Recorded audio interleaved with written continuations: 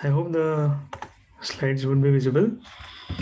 Yeah, yes.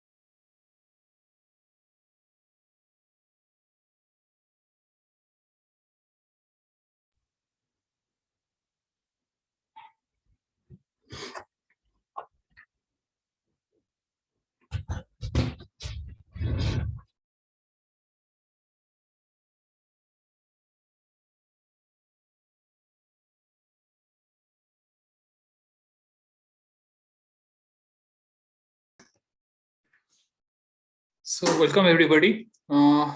So we are in the poster session of BEST 2021 conference. So in this session we will have 6 presentations. So the presentations are from the PhD research scholars of the corresponding institutes. So in the first presentation we have Gunjan Balde, and the topic is characterizing privacy policies of healthcare facilities of a country. So over to you, Mr. Gunjan. Yes, thank you. So I'll start the presentation. Hi all. Today I'll be presenting my work characterizing privacy policies of healthcare facilities of a country, framework and case study of India, USA, and UK hospitals. So to begin with, bit of a motivation. The hospitals all over the globe, they handle sensitive personal information of their patients, such as their medical records, protected health information, and so on. So hospitals publish privacy policy to help the users understand how they collect, use, store, and disclose such sensitive information. So, since the nature of data is very sensitive, there is an inherent need to evaluate the data practices of such policies against the following angles. First, to evaluate the impact of the laws of the lands on formulation of such practices. Next, to check for legal compliance, and lastly, with the user's expectation at large.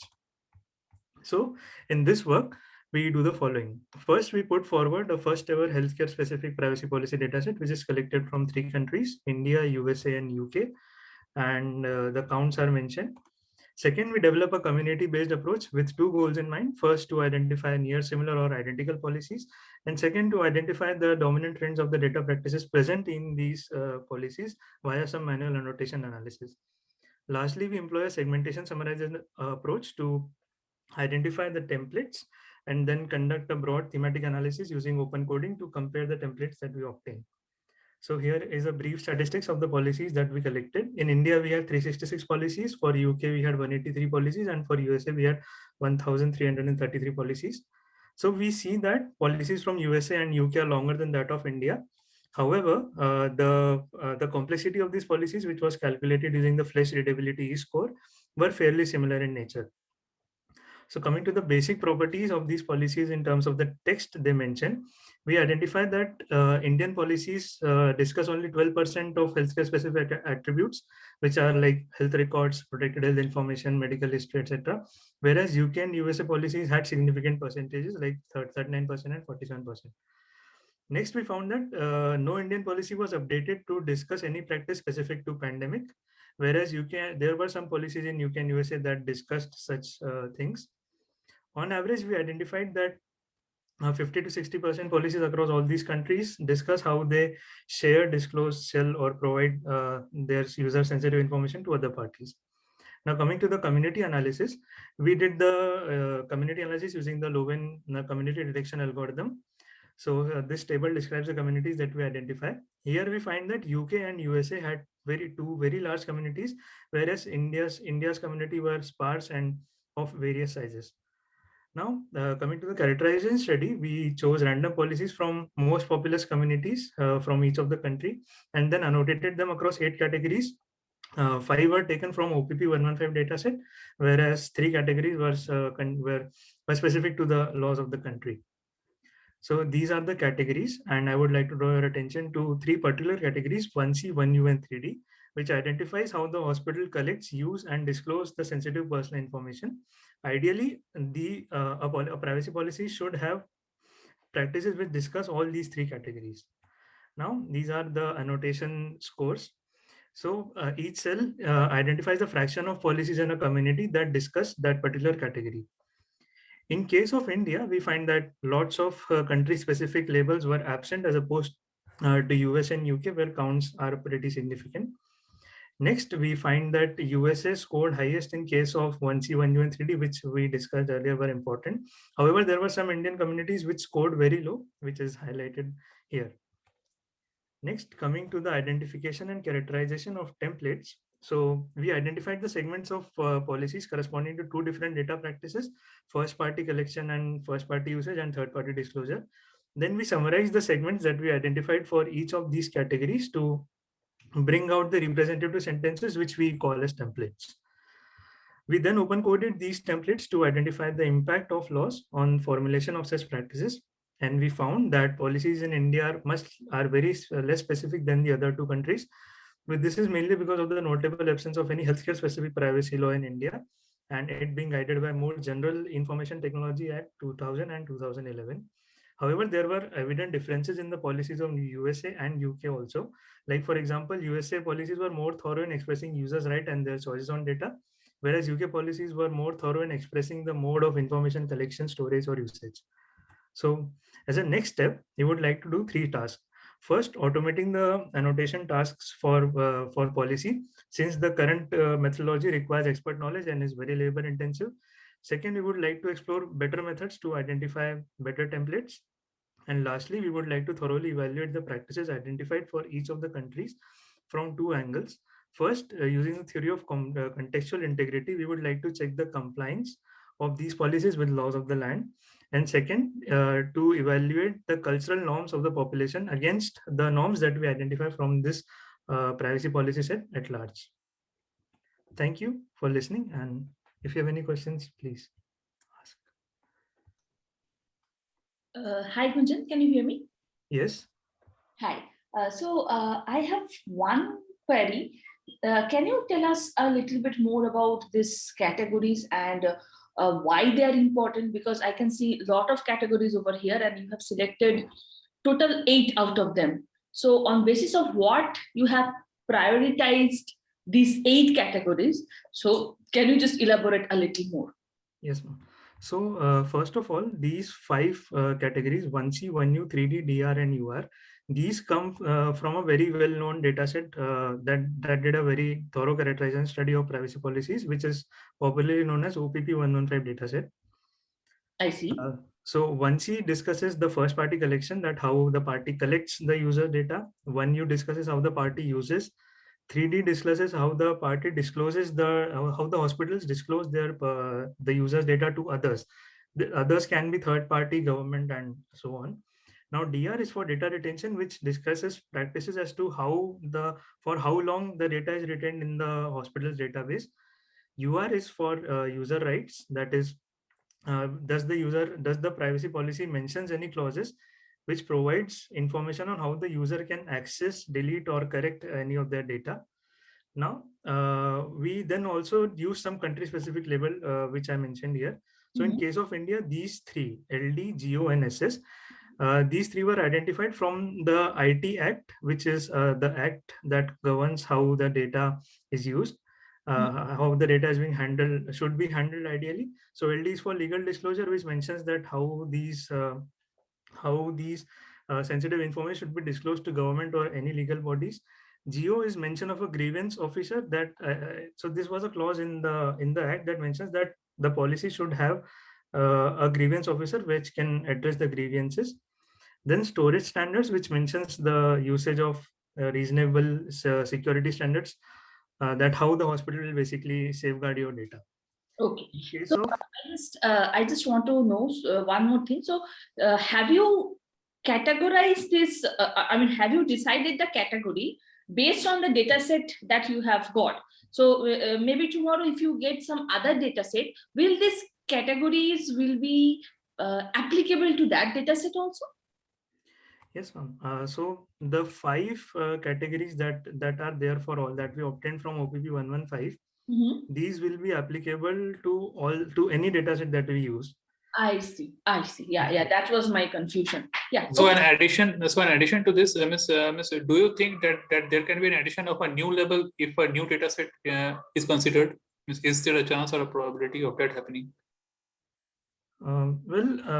In this case, the categories were taken from the laws of the land. We did not base them from the data. But yeah, if that would be the case, then obviously conducting a manual analysis in that direction would reveal if there are any labels. But overall, these are very, you can say these can be broadly used.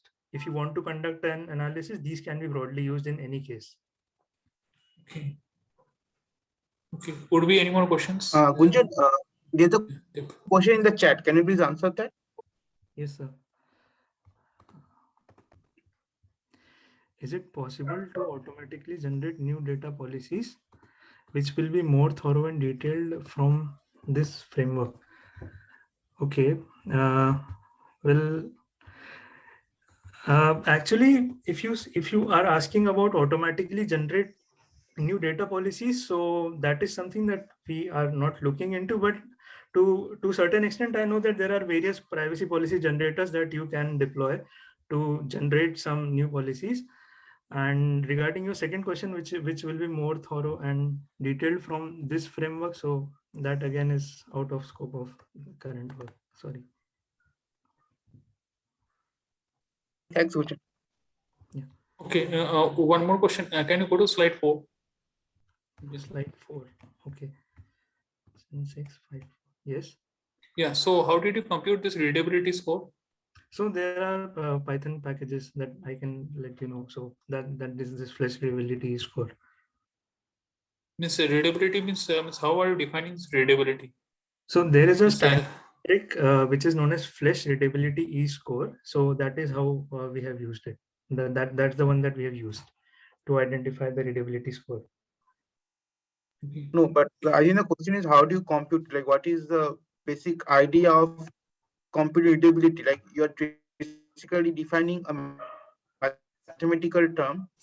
Mathematical, if you should do an abstract note, like readability is abstract, which you are defining mathematically.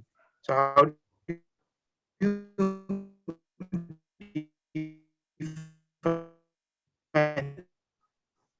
Yes, sir. So the flash reading e-score is basically determined on two parameters: the average length of your sentence and the average number of syllables per word. So there is a proper formula for calculating that. So that is available on Wikipedia. If you want, I can put in the chat the description.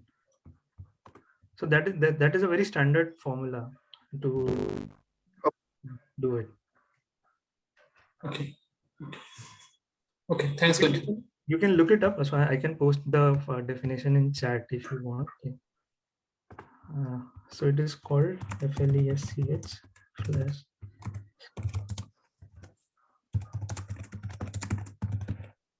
Gunjan, it is fine. You can say it. Yes, sir. Yeah. Thank you. Okay. Thanks, Gunjan. Yes. So the next presentation is the title is an image forensic technique based on JPG host. The presenter is Priyanka Singh. Priyanka, are you here? Yes, sir. I'm Diwakar Singh. I'm going to present this paper. Sir, may I share the screen? Yeah, sure. Please. Okay.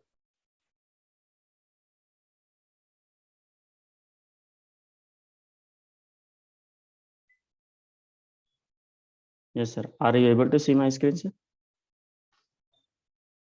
Hello. Yes. Yes. Yes, sir. Good evening, everyone. My name is Diwakar Singh, and supervisor name is Priyanka Singh Raja Subrat Chakravarti. And the title of this paper is an image forensic technique based on the JPEG ghost. This is the content which I am going to present: motivation, related work, introduction, preliminary, and proposed method, experiment result, SSIM and energy of the image graph, and comparison table, conclusion, and future research direction. This is the motivation behind this paper. And in the advancement of image processing and editing software nowadays are very easily available in the market, and by freely available, we are manipulating the digital image to give the false information to the society, and they are not detectable to the naked eye.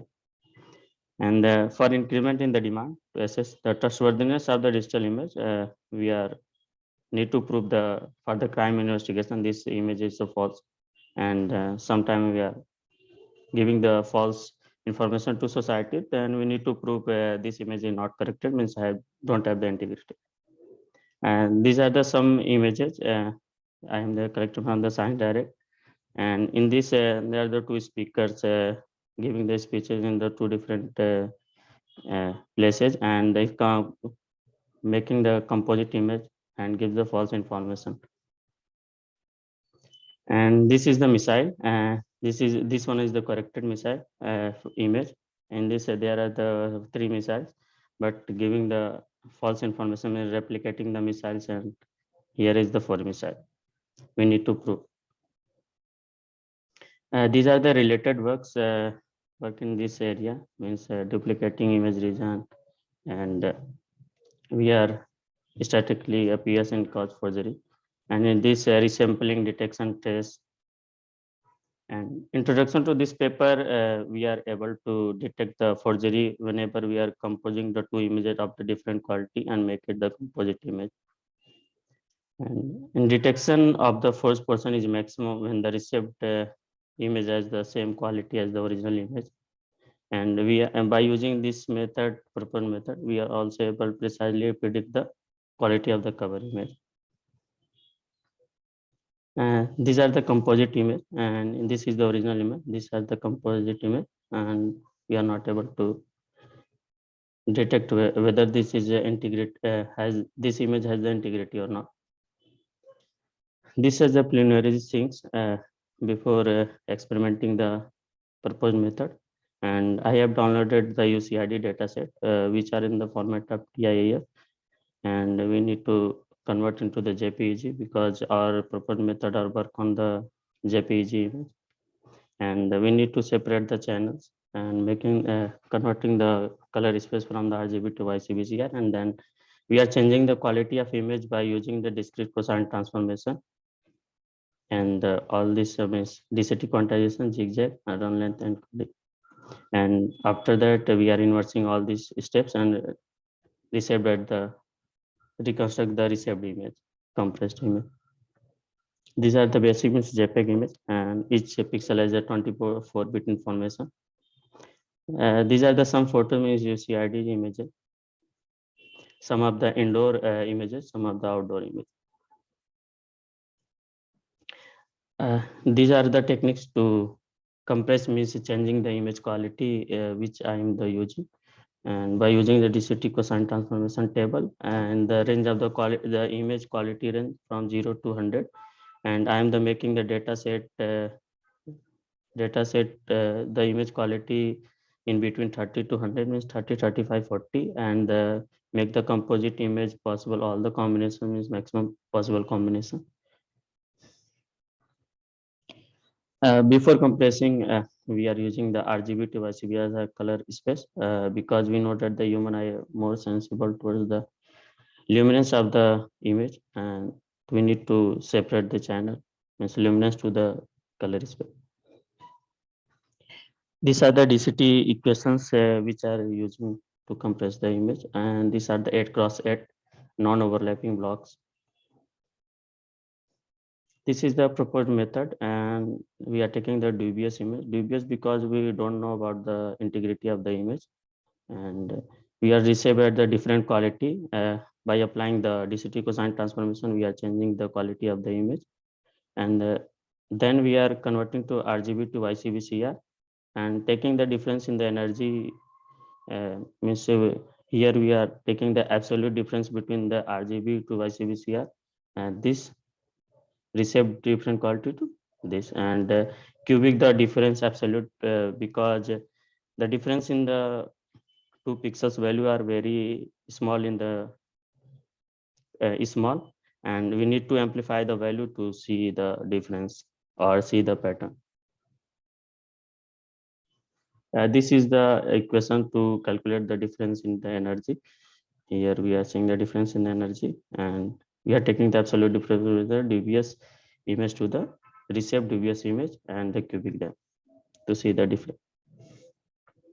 In the experiment result, we are conducting the different experiment on the standard data set which we made, and of the different quality means sometimes we are taking the higher cover image quality than the cover image quality, and sometimes we're taking the cover image quality lower to the ghost image quality. This is the experiment scenario where the maximum we are trying to find the maximum possibility of the attacks, like we are taking the higher quality of the ghost image pasted into the lower quality of the cover image, and vice versa, and we are taking also the same quality, and others taking other scenario we are taking the copy move forgery and inserting the text into the image rescaling and zoom out zoom in. Means rescaling means sometimes we are ghost image we are zoom out and zoom in and pasted in. We are also trying to find the what the small portion we can detect, means 10 cross 10 pixels size we can detect. These are the experiment results. Means here we are the ghost image quality means high the quality of the ghost image I inserted into the low quality of the cover image. This is the cover image and this is the ghost image. This is the actual where the tempered happened, and this is the detected tempered. In this the low quality ghost image pasted with the high quality cover. In this images cover image and ghost image are the both are the same quality. In this we are inserting the text inside the images, and we are finding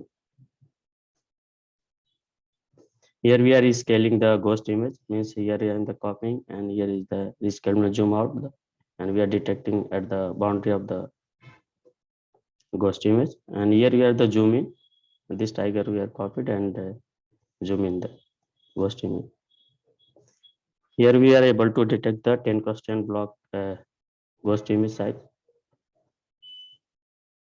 This is the SSIM and energy of the image graph, and in this by seeing this graph we can say that what is the cover image quality and where the maximum first maximum is. This is the cover image quality, means here is the 50, and where the minimum energy of the image is found first, and this is the cover image quality. By seeing this we can say that what is the cover image quality. This is the equation how do we calculate the energy of the image, means summation of all the pixels value. These are the some comparison table we are comparing to the our method. In this we are taking the parameter blind authentication detection possible with the just one image, can detect a very minute change in the forgery, can predict the quality of the cover. This paper describes means effective technique to detect the tempering of the JPEG image when the two different image composite image has the different quality, and also we are able to find the ghost image when the both the quality of the image means ghost image and cover image the same quality, and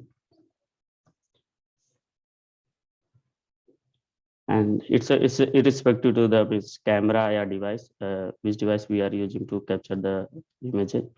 And future direction means we undergo the multiple compression. We can also we are not able to detect this forgery, and also we are not able to automate this technique. And this is the future direction. Thank you. Okay, questions from the audience, please. So we have one question in the chat. Okay. Hi, Divakar. Yeah. Am I audible? Yes, sir. Yeah. So the images that you have shown, Divakar, in most of the cases, visually I can see that they have been forged. Is that not right? Yes, sir. You are right. Yeah. So I mean, what is the benefit of your approach? Because I would have expected that you would try on really a very good Photoshop image on which you are applying your approach, but the test cases that you have chosen seems to be very easy to detect. Yes, sir. Hello. Can everybody hear the question? Otherwise, I can type in the chat. Yes, we can hear you. Sir, actually misalignment whenever we are applying the proposed method, we are obtaining the misalignment in the within the composite image. This misalignment is that this is the not a part of the original image. Okay. Can you go to your comparison table with the different papers that you have shown? Yes, sir. The comparison table. Okay, sir. Yes, sir. So the data set that you are referring to, is there, did you apply all these techniques on your set, or is it something that you taken from their paper? Yes, sir. These are applied on our proposed method. But I am not applying on this, and just I am referring this paper and finding the these are this they are calculating a finding or not. Okay, thank you.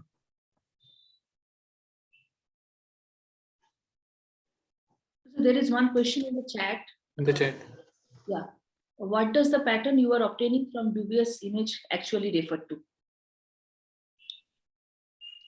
Yes, ma'am. Black and red. Red symbol tells the misalignment. Means this is not a part of the original image. Means this. Okay. Yes. This is the pattern. Okay. Okay. So now I have a question, Divakar. Yes. So why the RCB to YCBCR conversion leads to difference in energy? This is my first question. I mean, what is the basic notion behind it? And the second. Yes. Okay. Okay. Yes. Okay. You first answer the first question. Yes, ma'am. Whenever we are going to compression the image, we say want to change a very little in the original image. Means we are not easily detectable, losing any information. We know that the human eye are more sensible towards the luminance than the color of the image. In this, whenever we are converting the RGB to YCBCR, we are actually separating the luminance from the color of the image, and we are compressing lesser luminance than the color of the image, so that the very less changes will affect also. Okay, so then how hard it is to, how hard it is to get similar image quality as the original picture. So if my forged image is like having the same pixel quality, then how your proposed algorithm is able to differentiate it? And what is the main crux when the image qualities are equal? Ma'am, when the ghost image and cover image has the same quality, at that time there is any misalignment, means 8x8 non-overlapping blocks are misaligned, means not at at eight multiples, then at that time we are able to detect the And it might be a stupid question. If there is not even a misalignment, then what will happen? Ma'am, at that case means I'm not able to find, but maximum chances are misalignment. I see. Okay. Okay. Thank you, Divakar. It's a very Thank nice. you. Okay, any more questions? Okay, Divakar, one last question. So in this slide, in figure B, so how figure B. yeah, Yes, sir. so how is the compression aiding you in detecting the forgery? Sir, please repeat the question. I don't get. In this figure B, you have two images, right? Right, sir. So how is the compression operation is aiding you in detecting a forgery in this case? Sir, in this we are just copy move forgery is happen. Means I am just copying and pasting in the somewhere. We are not the quality difference between the ghost image and cover image are the 0, means both are quality is same, but only the misalignment of the means 8x8 not overlapping blocks. That's why we are able to detect. So here the cover image and ghost image is the same quality. Okay. Thank you. Thank you. Divakar? Yes, sir. Yeah, just one quick question. Yes. In all your test cases, I've observed that you have like forgery in only one part of your image. Is Right, it true, sir. right? Yeah. Right, sir. So what if I have multiple like this type of forgeries in the same image? Can your algorithm detect that? Multiple forgery means in which sense where means Like multiple. in a single image, I've added multiple objects at various different places. Yes, sir, we can detect. Yes. It's irrespective of the number of forgery, but main difference is the means quality in between the ghost image and cover image or misalignment. Okay, thank you. Okay, thanks, Mr. Divakar. Okay. So we have the next presentation. The title is a forensic tool for document forgery detection. The presenter is Ms. Asta Shukla. Yes. Yes, sir. I'm here. Okay. Okay. Thank you, everyone. Sir, can I share the screen? Yes, please share. Okay.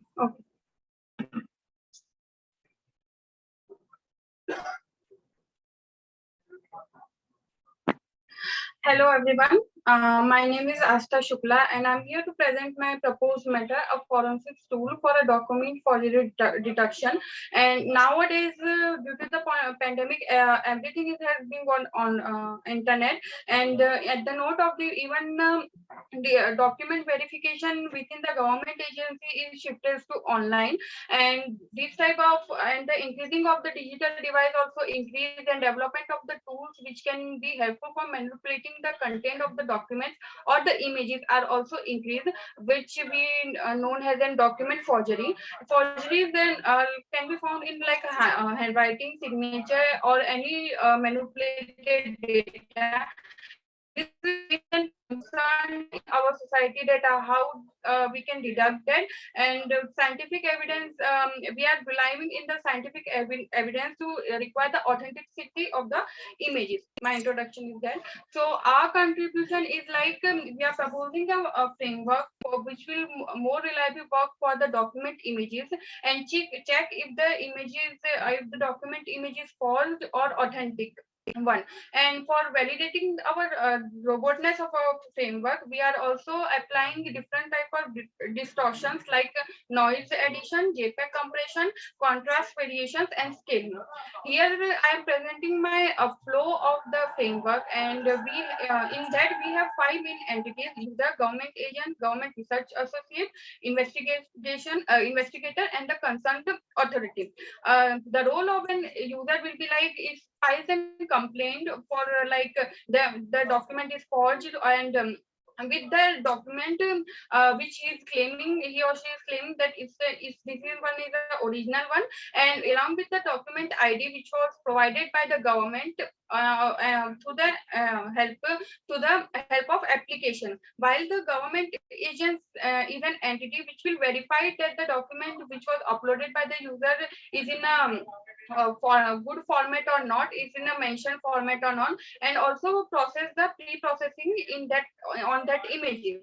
While the government research associate is an entity which will extract the hash of that document which was submitted by the complainer by using the failure crypto system equation, and share this hash to the investigator. Here the authorities are playing the role previously when the document has been submitted by any other party. That document has been saved in the government repository, and for that document we are assuming that the hash has been extracted for that document also, and in that we are applying the Shami-Shikresh sharing algorithm. So the hash has been divided into three parts, n equals to 3, and for the three part there are three authorities. While we are applying the Shami-Shikresh sharing, if any of one authority get bribed or something like that, we can able to get that share can be like misplaced, but the two shares are also there, so we can able to find the hash of that document while combining that two shares. So here is the formula for dividing that hash using the Shami-Shikresh sharing. After the what the investigator will be do, it will request to the authority that they can share the shares to the investigator. After getting the shares, the investigator reconstruct the hash of the previously submitted data, and then perform the comparison between the hash which was extracted by the government research associate and the hash which the investigator have with that authorities. After comparing the document or comparing the hash, if the hash, if the flag value puts 1, then the document is an authentic one, means if the hash gets matched, it's an authentic one document, and if the hash doesn't match, means it's the forged one. And after getting the result, if the results get that the document is the forged one, then it will pass to the concerned authority, and the concerned authority will take a legal action regarding that report. Now we are validating and checking the robustness of our algorithm, or we can say the framework. So here we have created 5,575 document images, downloaded that, and we have applied 2,800 variation on that images, like addition of SNR, JPEG compression, changing the contrast, and also changing the scaling. And this type of all this manipulation has done before pre-processing stage. After manipulating the documents, we will what we have done, we have created receiver operating characteristic and ROC curve for finding accuracy of our framework, which is 91.4%, as you can see in the on the screen. And for the next step, we have done for the checking the robustness of our framework. We have taken the 8 images and manipulated some, done some manipulation on that, and we have found the delta value, which we can say also the similarity between the images, and also the distance. The distance is directly proportional to the similarity. So as we can see in the table, and that on the right side, there are the numbers which are the similarity between the images comparison.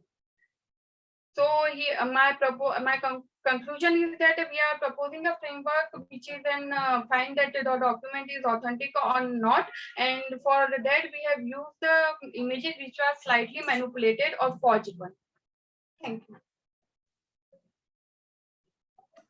Asta, there's a question in the chat. Can you answer that?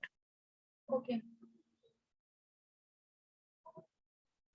Okay, we are using the failure crypto hash because it's an like it can deduct the we are not going to use a standard one. If there is an like smaller changes in that images, it's also deduct that what can change. That's why. No, Asta, it's absolutely not clear to me why are you using crypto hash with bilayer. Could you please repeat your answer? Ma'am, if there should be a like slight changing in the document or I did in any. not get what you're saying. Sorry. Hello. Yes. Can I? Yeah, please continue. Okay, ma'am, if there should be, if we use the standard like crypto system for extracting hash and anything, if there should be a mistake by the user or something by uploading the document or something like that, is some changes are like that in that while uploading there should be some mistake or something like that. So if you use the standard one, it will be like more restricted to that extracting the hash, and the slight change can be okay for that, like the angle or something like that. So we are not mainly focusing on that, but we are also focusing like if there is a change in the signature or in the any kind of number variation or something like that. Because the user is not like so much has is a normal user. There should be some mistake for while scanning or while uploading the what we can say a document. I mean to say that bilayer crypto system tolerate this kind of minute changes. Yes. Okay, but yeah, exactly. That is what I was about to say. Ask Devaprio. But does it not violate the definition of hash? Are you confusing hash with signature? No, it's not like that. I was not confusing about the hash, but we are just using that for this reason, like for the. So you are allowing some tolerance, right? Yes, I'm allowing some tolerance. Okay. Now I have one question. Is see this document forgery research is a very standard domain in Okay. security Okay. area. But my question is that what were the issues in the state of the art literature that was not already covered by the countermeasures? I mean, what drives you to use this bilayer crypto system and this secret sharing schemes to Okay. incorporate it in the data, I mean, the document verification tool? Okay. By seeing like in normal public, and if we are restricted to the standard, as I say, the standard protocol, it will focus. One change can be focus like this is the forge one. Okay. And while we are proposing for an government agency or government uh, organization, there should be a possibility that if we are not dividing the share into different part, and we are not using the shami secret sharing, so it can be possible that if the authority has only one hash, or we can say able to access that hash, it can be bribed by anyone. Okay. It can be bribed by anyone, or it can be in the government agency. We can say that there is a corruptions also. For the safety purpose, we are using the semi secret sharing, that the hash are not only accessible for the one person, but it is divided by more than one, so the safety of that hash can be increased. So you are saying that to stop bribery, Yes, using secret sharing. it's impossible. Yeah. Okay, but I'm just trying to think about it. So I have a document. Okay, right? Yes. Yeah. I'm going to check that the document has been forged or not. Okay. Okay, right? So do you know that? I mean, in secret sharing, what happens is that we share the secret into Yes. k paths. Yes. Yeah. And this, at the receiver end, this k out of n shares are constructed to get the Yes. Yes. so So I'm just trying to understand that, for the forgery detection, why you, what data you are sending over the net, over the communication, that you have to share the secrets? Okay, it's like, ma'am, if the government is like providing an application, okay, the providing like a platform to the users, that if they want to complain about their document forgery, okay, so it is also a government agency purpose. If anyone, if the investigation asks to the government authorities that I want this information, so they should allow for that, and it's an order from the government only. So at that point, they should give their secrets to the investigator, because investigator is an entity which has that right for asking the secret for investigating the forgery. So who is reconstructing the secret? So we are Investigator, yes. And whom are we giving the shares of the secrets? It's only the investigator. It's to both the parties. It's asked the secrets, because the investigator is the only one who can reconstruct the hash. So he is the only one who can able to request for the shares. So the last question is, for your construction, what are the involving parties? Sorry. For your construction, what are the involving parties? Like involving. For example, Shami's secret sharing, we have a sender who sends a secret. They are passed through different paths. These paths are not parties. Okay, they are just different paths, and at the end, there is another party who reconstruct the secret, right? Yes. Yes. In your case, how many parties are there? And in my case, I have 3 authorities. I have divided the share equals to 3. Okay. Yeah. And the possibilities are 2. What do you mean by possibilities? Means the K. If the investigator gets the 2 shells, it can be able to reconstruct the hash. I see. Okay. Thank you, Asta. Okay. Anybody has any questions? Okay, fine. Can I stop sharing my screen, sir?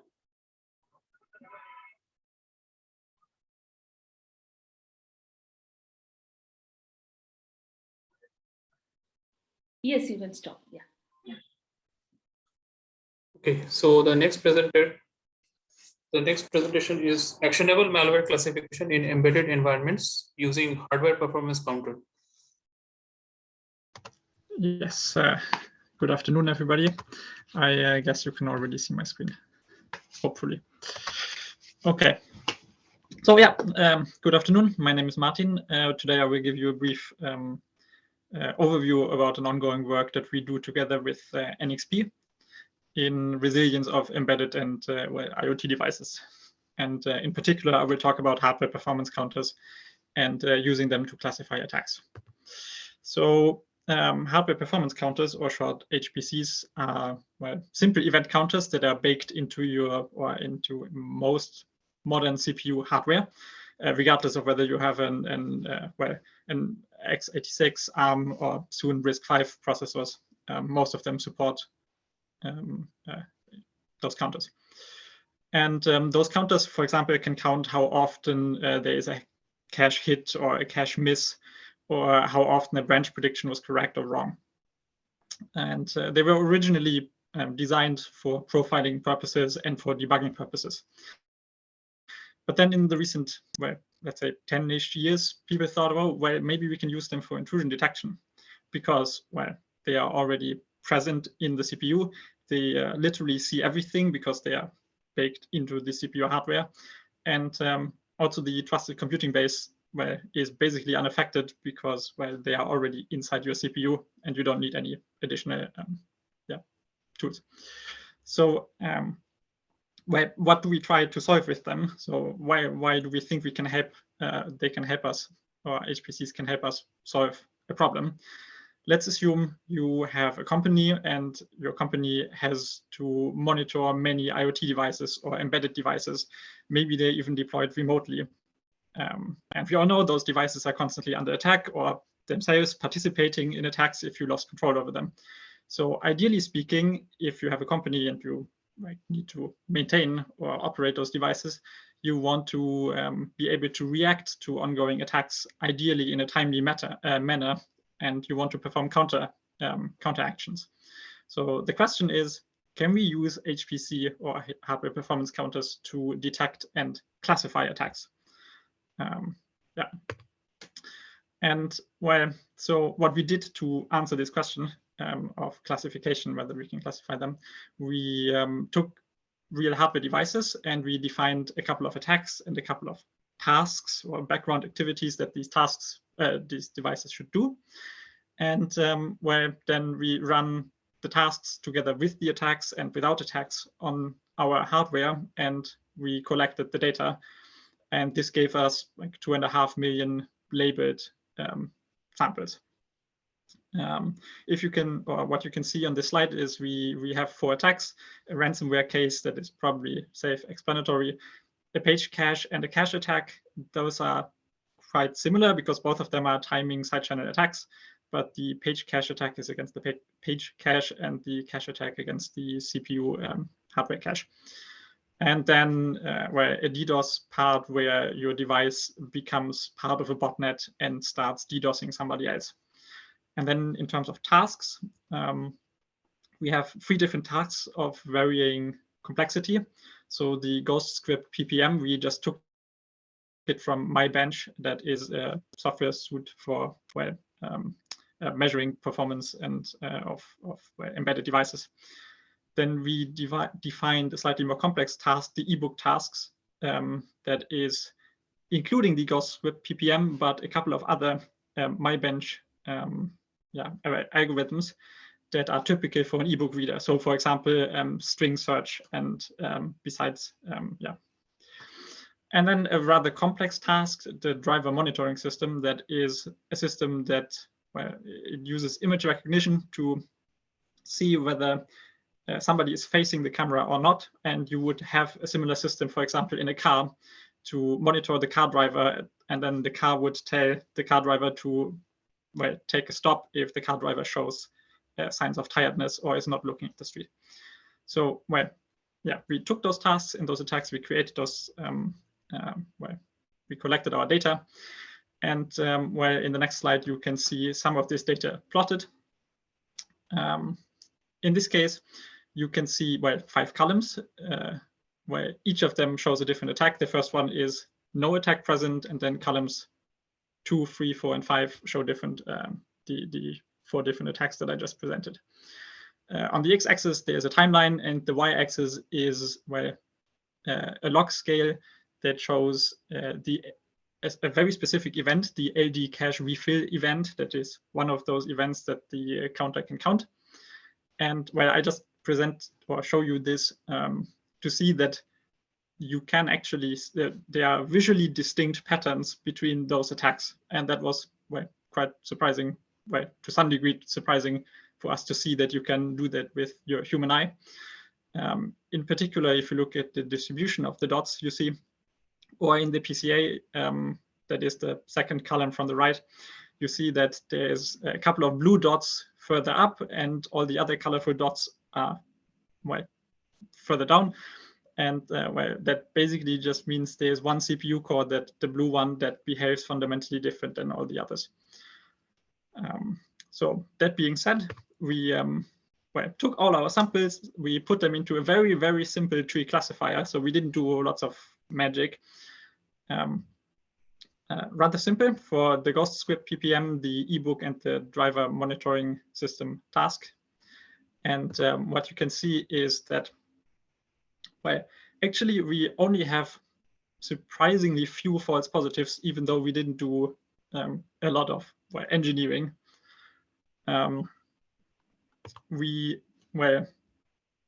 miss a few attacks. So you can see the true positives are maybe not as high as you would likely have them.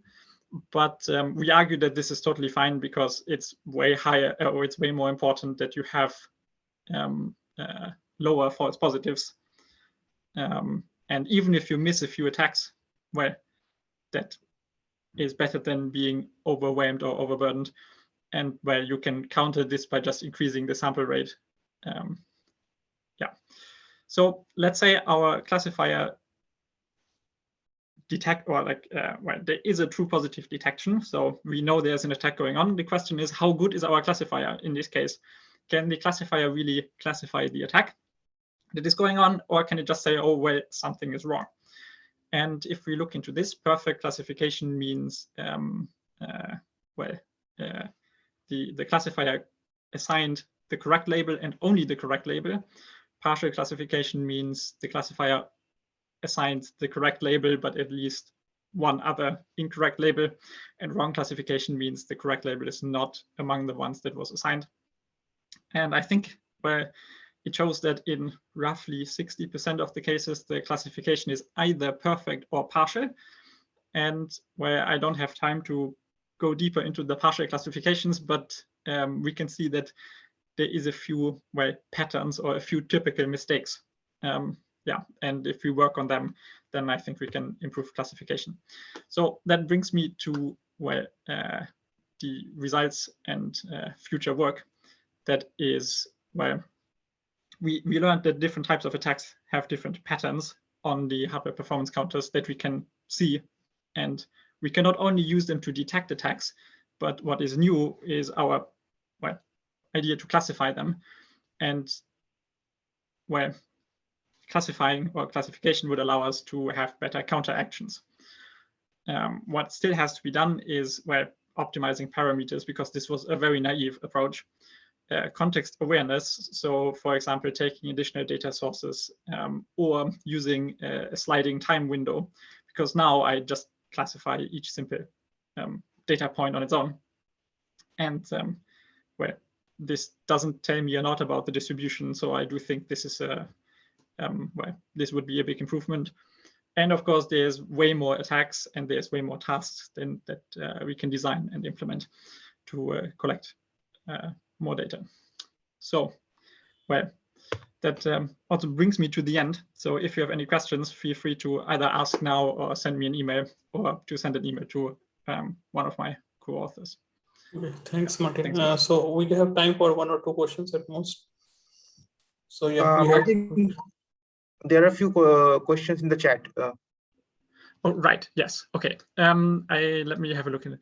Could you say a little bit about the performance or resource overhead that you've observed in your experiments because of the online measurements? Okay, right. So there's a slight misunderstanding. I did not do online measurements. I did data sampling, and then I did all the classification in the classifier offline. However, you can do this with minimum overhead, because if you have a tree structure, you have a couple of comparisons, right? So essentially, for the classification live, you need to do well, as many comparisons as you have levels in the tree. And you can optimize this to, well, yeah. Are you training testing data sets of malware non-overlapping? Also, do you use machine learn-based classification? I am not sure whether I got the question completely, but we only inject at most one case of malware. So there's not 2 pieces of malware being present at the device at the same point in time. We thought about this, but we realized this, well, I mean, you can argue that this, of course, can happen, but I would say, well, it would be fine if you detect one of them. And there's another question in the chat. Right. And the last one is, there is indeed already HPC malware detection, and people already looked into this, yes, but not with the goal to classify the attacks either automatically or to well, yeah. So the classification is something rather new, so to say. And the second part is we try to classify, or we decided for a tree learning algorithm because it would allow you to inspect the rules and manually tweak them, because not everything that, well, not in all cases, the machine gives you a set of rules that well, you agree with, but depending on the machine learning model that you use, you cannot manually go in there and tweak it or understand why misclassification is happening. So that was an important part, and that is the actionable part in the title. I hope that answers the question. Okay, thanks, Martin. So if we have any more questions, we can take it offline. Okay. So we have the next presentation. The title of the presentation is Design and Analysis of Logic Locking Techniques. The presenter is Mr. Akashdeep Saha.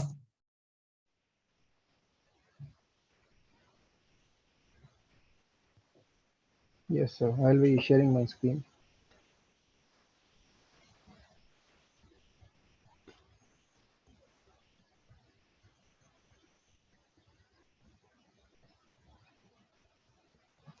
So, am I audible? Yes. Okay. So, good evening, everyone. I'm Akashdeep Shah. Today, I'll be presenting our work, Design and Analysis of Logic Locking Techniques, co-authored with Professor Devdeep Mukhopadhyay and Professor Rajat Subra Chakraborty. We are from the Department of Computer Science and Engineering, Indian Institute of Technology, Kharagpur.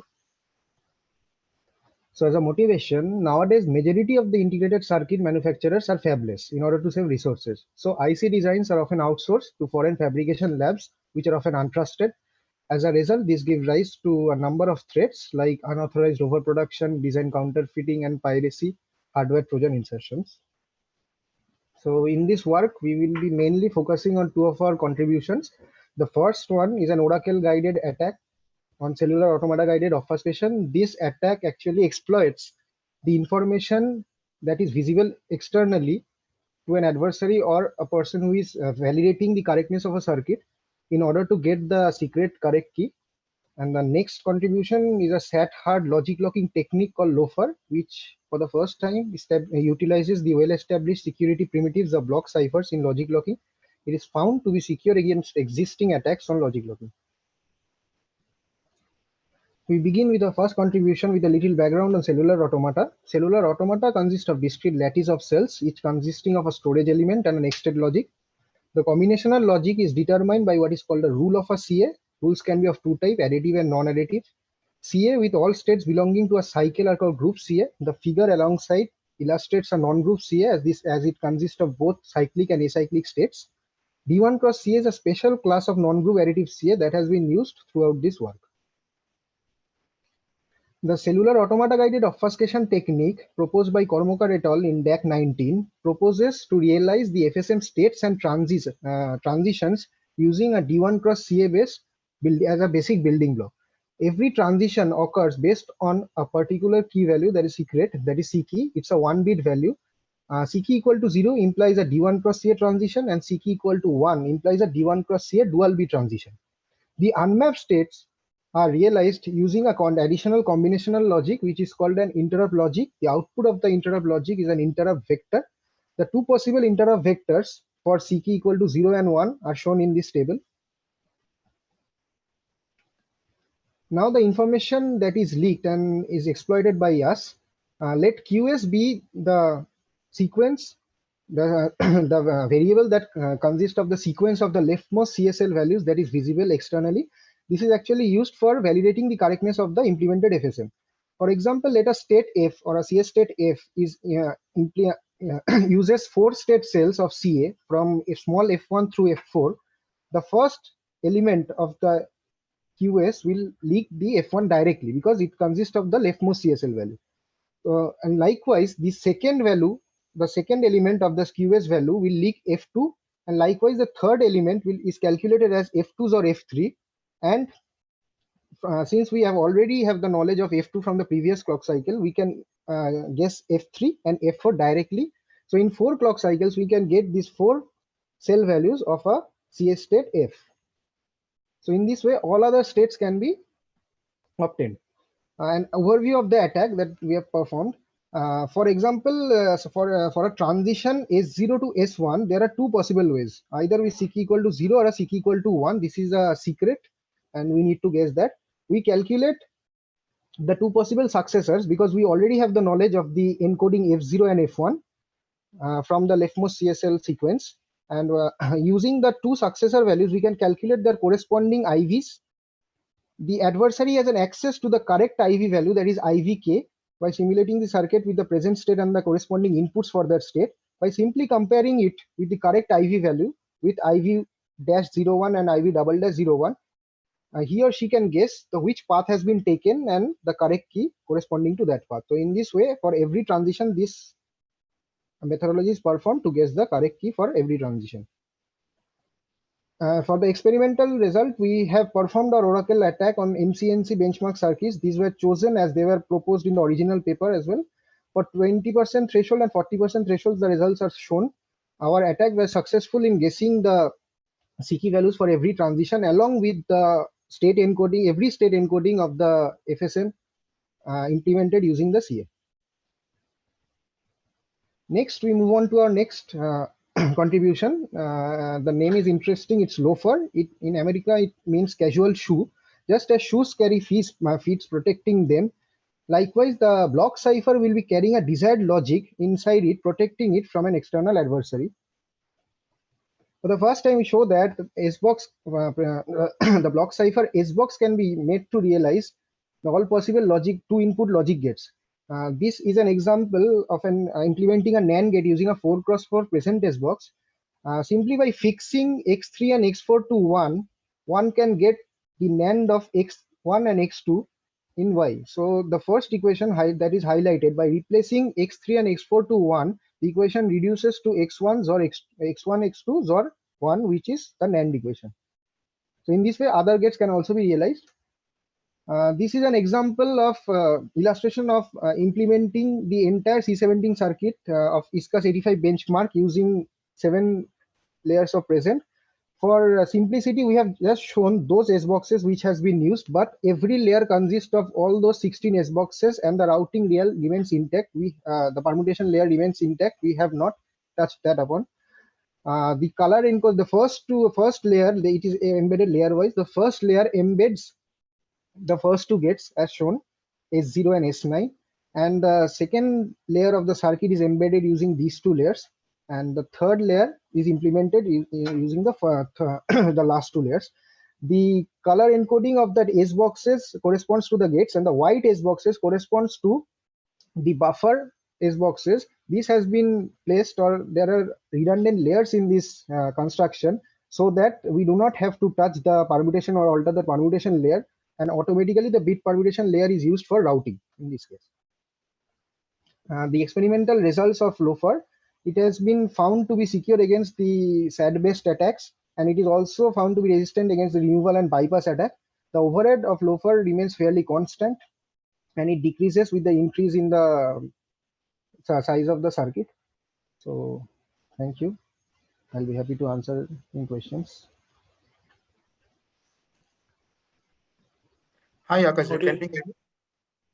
Yeah, sure. Yeah. So, what will the impact if I change the S-box from present to, say, for example, an 8S S-box or maybe even smaller 3x3 S-box? Will that impact on security or in the area timing overhead? No, actually, we have implemented this using gift S-box as well. Gift S-box also shows this property, and since S-boxes are actually nonlinear structures, so the SAT hardness is obtained from these S-boxes. So if the S-boxes are good enough, so the security won't be compromised. Yeah, but the gift is also forecast for S-box, if I am not wrong. Yeah. Yeah, but what I'm talking about, like if you implement this 8, for example, an 8x8 S-box of AES, you maybe even pack more number of functions in the same S-box. So you may have like exactly that is possible, but that will increase the overhead more actually. So we targeted initially. Like if I go for choose a smaller S-box, say 3x3. This is possible actually. Okay, thank you. Any more questions, the audience? Okay, I have one quick question, Akash. Yeah, sure. Why did you limit yourself to 7 rounds? Why not 6 or why not 8? Yeah, that's a very good question actually. The thing is like, as I was, oh, did I unshare? Okay. The thing is that we did not alter the original permutation layer of present. So for example, if you, I have shown that for implementing the NAND gate, you have to supply your inputs to the first input and the second input, the corresponding A and B of the S box. Okay. Okay. So in order to, for an upper layer element, upper layer signal to reach the first and the second element correspondingly of the two inputs of the S box, you might need extra layers to route it correctly. So we have included extra layers. Okay. Okay. Okay. Fine. Thanks. Thanks, Akhil. So we have the final presentation. The title is Securing Software Through Network Slicing.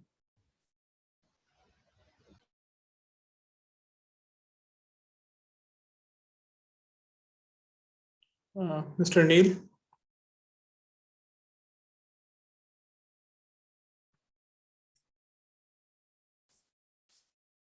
Hello. I can see him in the participation list, but Neil, can you hear us?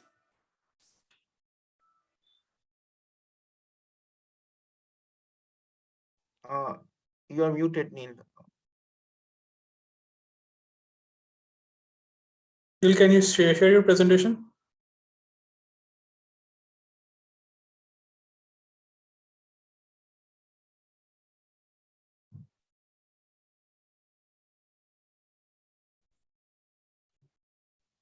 I can also see the other author. I can see Nick both authors are Sultana. present. Yes, Nick Sultana. Hi, yeah, I could jump in. You might be having some communication difficulties. Maybe. I'm just gonna start up PowerPoint. Can you please share? Could I? Oh, Neil has joined. All right, give way to Neil.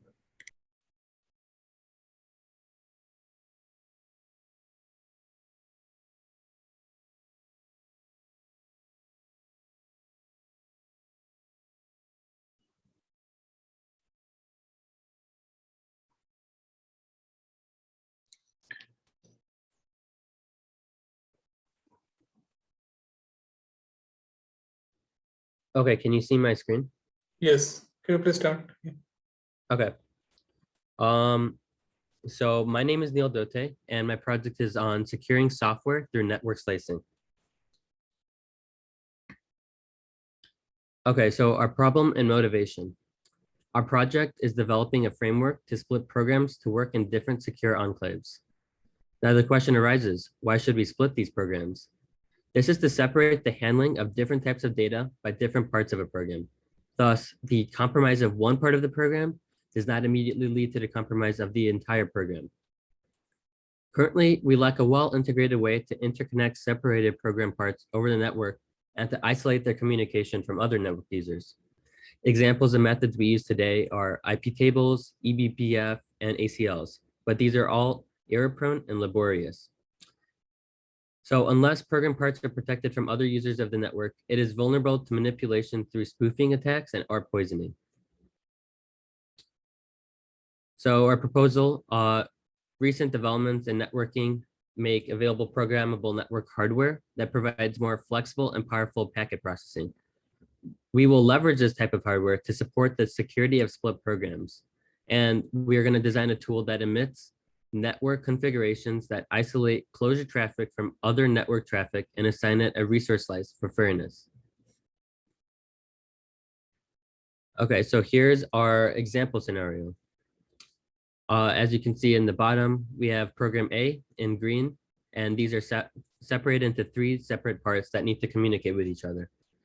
We will put program A on a separate network slice than the other parts of the network, and this slice will be enforced by the switch and network interface controllers on machine 1 and machine 2.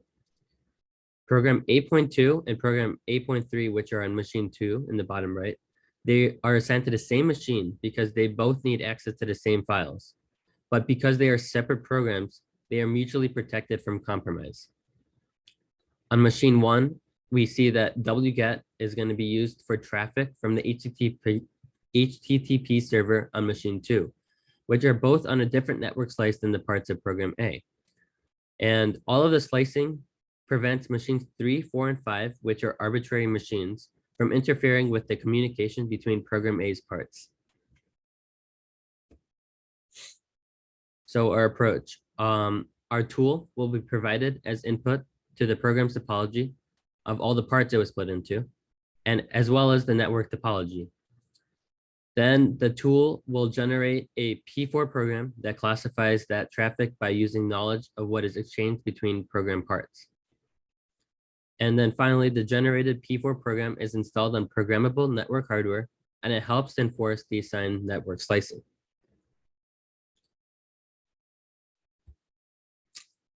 I'll open the floor to questions. Neil, can you hear me? Yes, I can hear you. Yeah. So one thing is not clear to me, like how do you separating your programs into multiple parts? Like for example, just to give the context, suppose I'm working on some security algorithms which involve some secret key. So how do you partition that particular part into two different machines? Okay, so you're asking how do we determine how to split the program, right? Yeah, exactly. Like specifically when they're dealing with sensitive data which are vulnerable to some kind of attacks.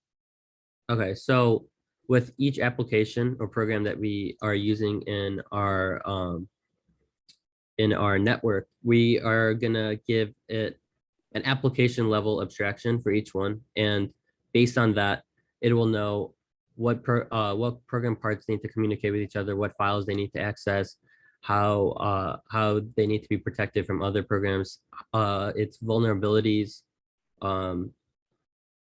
etc. Okay. But like, did you apply on certain code where your method, like, can you elaborate on that? Like what kind of codes on which you have applied your methodology?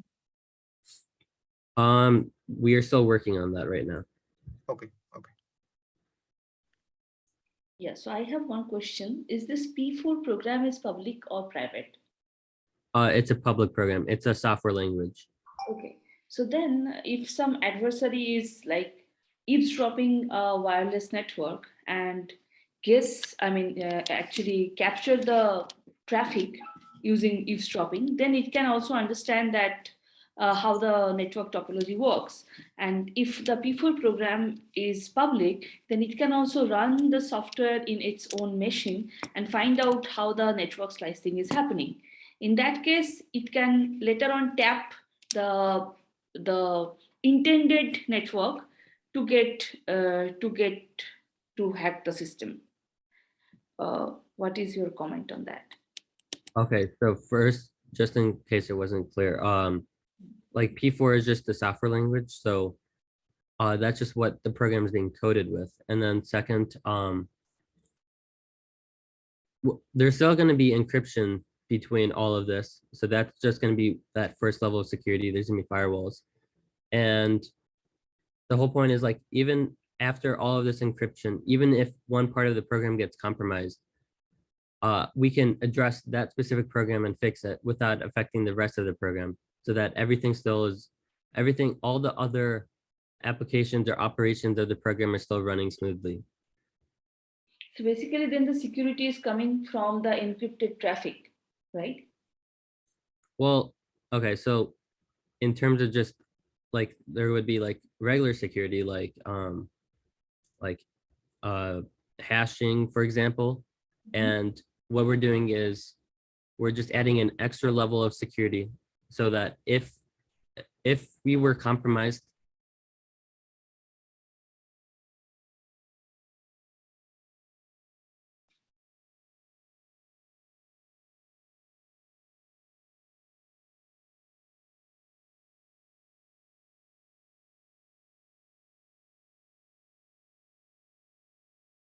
Neil, I cannot hear you. Can anybody hear me? I cannot hear Neil, but I can hear you. Yeah, same here.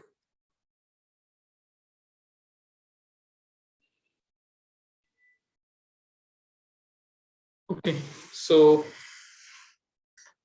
I think we can take that question offline. Possible? Yes. Okay. Okay, so thanks everybody. So we come to the so conclude this session. Over to you, Maina.